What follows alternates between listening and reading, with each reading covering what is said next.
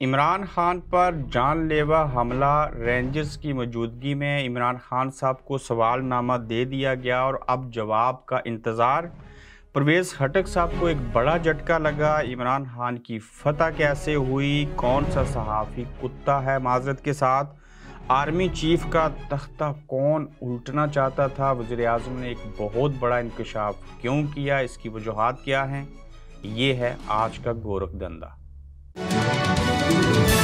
अस्सलाम वालेकुम, आप देख रहे हैं गोरखधंधा। अबरार कुरैशी आपसे मुखातिब हूँ। आज इमरान खान साहब अदालत में इस्लामाबाद में पेश हुए। पेशी के मौके के ऊपर अता तारड़ साहब ने यानी कि नून लीग ने वकला को बुलाए रखा था और वकला ऐसे बदतमीज़ थे कि ये कोई आम सियासी कारकुन नारा लगाएं और बाहर मजमे में सड़कों के ऊपर लगाएं तो जेब देता है, क्योंकि खान साहब भी तो किसी को नानी और किसी को चोर कहते रहे।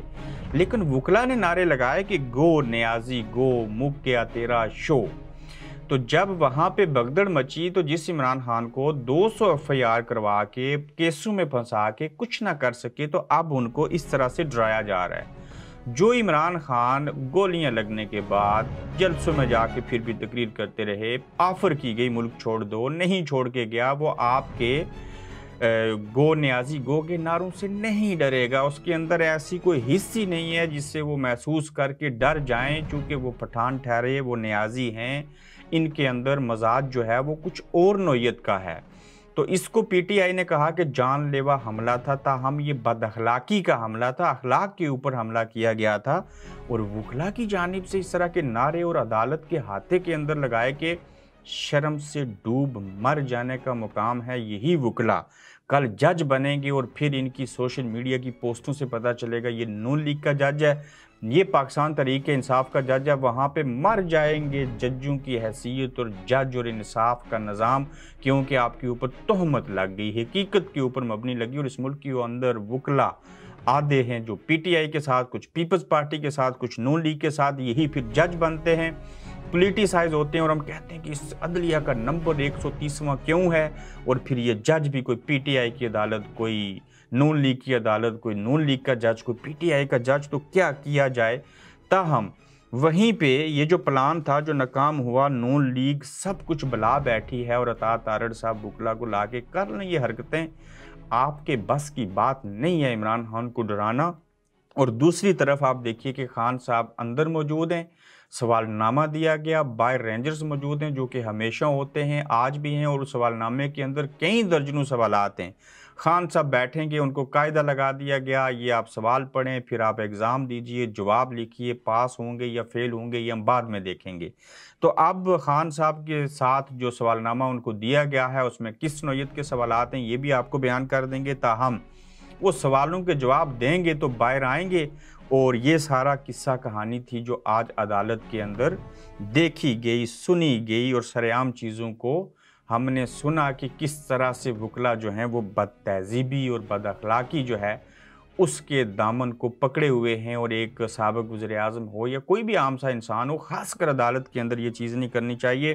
तो ये आखिरी मराइल में बात दाखिल है, ये चंद हफ्ते हैं, पीटीआई वाले संभल गए तो फिर देखते हैं क्या होता है। इमरान खान साहब की फतह कैसे हुई, और परवेज़ खटक साहब को पहली सेहत ख़राब थी, सियासी भी और बाकी भी, तो उनको 420 के वोल्टेज का झटका इस तरह से लगा कि जो शख्स उनको, जिसको ज़बरदस्ती और हथकड़ियों में लाया गया था, ब्लैकमेल किया गया था, साबिक़ रुकन कौमी असम्बली हैं, नदीम ख़याल उनका नाम है, और उनको अब ख़्याल आया कि मुझे इमरान खान साहब के साथ ही रहना, और उनका ख्याल था कि मुझे ज़बरदस्ती उधर भेजा गया है। पहले कहा गया मीटिंग करो, मीटिंग में गए तो कहा मैं तो वज़ीर आला बनूंगा, मेरा नाम परवेज़ खटक है और लिहाजा मेरे साथ आ जाओ। ज़बरदस्ती चीज़ें की गई, और जब ये ज़बरदस्ती चीज़ें हुई तो उस ज़बरदस्ती का हल ये हुआ कि आज नदीम ख़याल साहब ने इमरान खान साहब के वकील के हमरा बैठ के कहा मैं छोड़ता हूँ परवेज़ खटक को और उनकी नई पार्टी को, और मैं किसी के जुल्म और जबर के अंदर आके इमरान खान को, उनकी लेगेसी और पार्टी को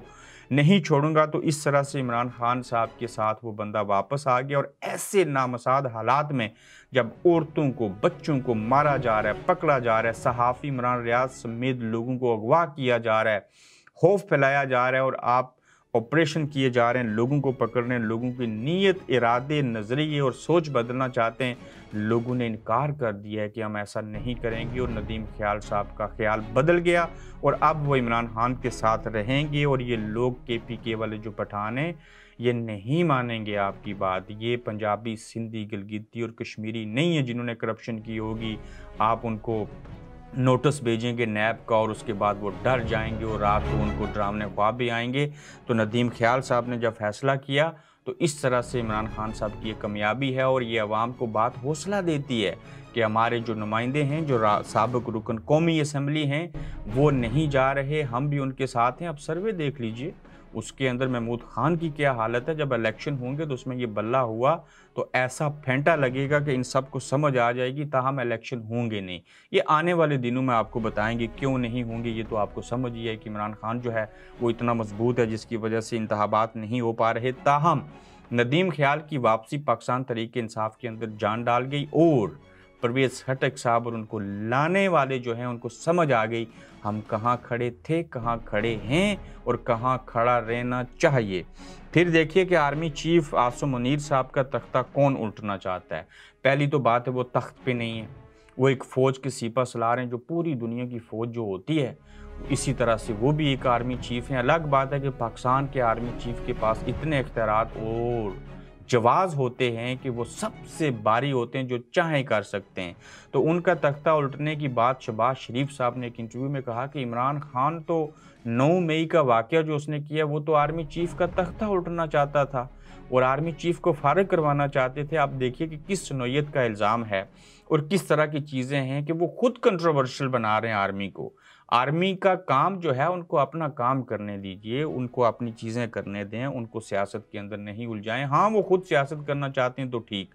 आज पूछें अवाम से, जो अवाम कहते थे ये रात को जागते हैं, हम सोते हैं, हम इनको सल्यूट करते हैं। आम फौजी को तो आज भी लोग सल्यूट करते हैं, सारे करते हैं, लेकिन ये जो खिलवाड़ बीच में करते हैं ये इसकी वजह से खुद कंट्रोवर्शियल हुए। अब बरतानिया जहाँ पे हम बैठे हैं, क्या इनकी आर्मी रात को नहीं जागती? क्या इनकी आर्मी नहीं जागती और अवाम नहीं सोते? क्या ये इज़राइल की आर्मी ऐसे नहीं करती? ये पड़ोसी मुल्क भारत की आर्मी ऐसे नहीं करती? क्या वो मुल्क और कौम और मज़हब के लिए जान नहीं देते?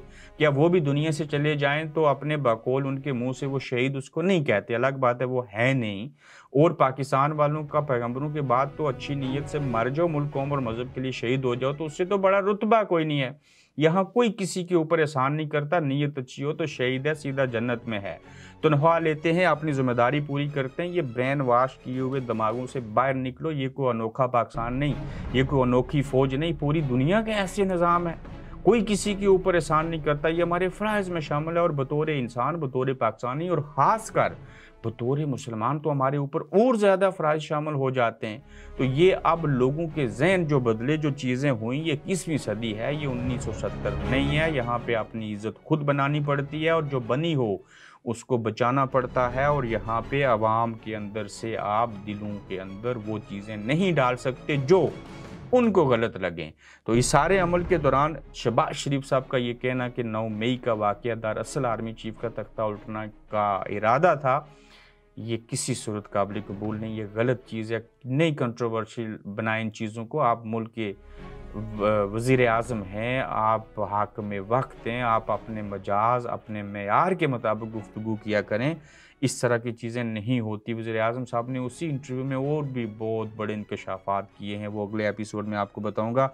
आप हैरत ज़दा होंगे कि इस मुल्क के अंदर कितना झूठ और कितना सच सरेआम बोला जाता है। वहीं पे एक ट्विटर आला है, एक सोशल मीडिया का एक प्लेटफॉर्म है जिसको ट्विटर कहते हैं। वहाँ पे फवाद चौधरी साहब ट्वीट करके एक सहाफ़ी मतीउल्लाह जान को ये कह रहे हैं कि तू टाउट बना हुआ है और नून लीग का ये हुकूमत का कुत्ता है। माज़रत के साथ इंसान अशरफुल मखलूक़ात है। फवाद चौधरी साहब, आप किसी को कुत्ता नहीं कह सकते। मतीउल्लाह जान सहाफ़ी बाद में, पहले वो इंसान है और आगे से मतीउल्लाह जान सियासतदान को कह रहे हैं कि तू कुत्ता है। ये मयार है, ये हालात हैं हमारे पाकिस्तान के अंदर एक सियासतदान के, एक सहाफ़ी के। जब आप PTI में हो के तो तनकीद करते थे तो आपका दिफा होता था, आज आपका दिफा कोई नहीं करेगा। और किसी सहाफ़ी को कुत्ता कहना या किसी सहाफ़ी का सियासतदान को कुत्ता कहना, ये आपकी तरबियत का जो है वो पता देती है बात नो डाउट के मतीउल्लाह जान भी जो हैं एक वन साइडेड सहाफ़ी हैं और फवाद चौधरी साहब जो हैं वो भी बेबस हैं, और उस बेबसी के आलम में इंसानों को कुत्ते का लफ्ज़ कह देना, ये हमारी अखलाकियात का जनाज़ा है। ये हमारे मुल्क के अंदर के हालात का पता देती है बात। ये इन लोगों की ज़हनीत ज़ाहिर करती है, और कोई सहाफ़ी हो या कोई सियासतदान, वो अगर किसी को ऐसे कहता है तो मैं उसकी मज़म्मत करता हूँ। बिल्कुल ऐसे नहीं होना चाहिए। इनकी पुरानी दुश्मनी है सियासी और सहाफ़ती, ये जाने, इनका काम जाने। ये आज का गोरखधंधा था। मज़ीद इससे भी अहम खबरों के साथ दोबारा आपसे फिर मिलेंगे। आप देख रहे हैं गोरखधंधा अब्रार कुरैशी के साथ।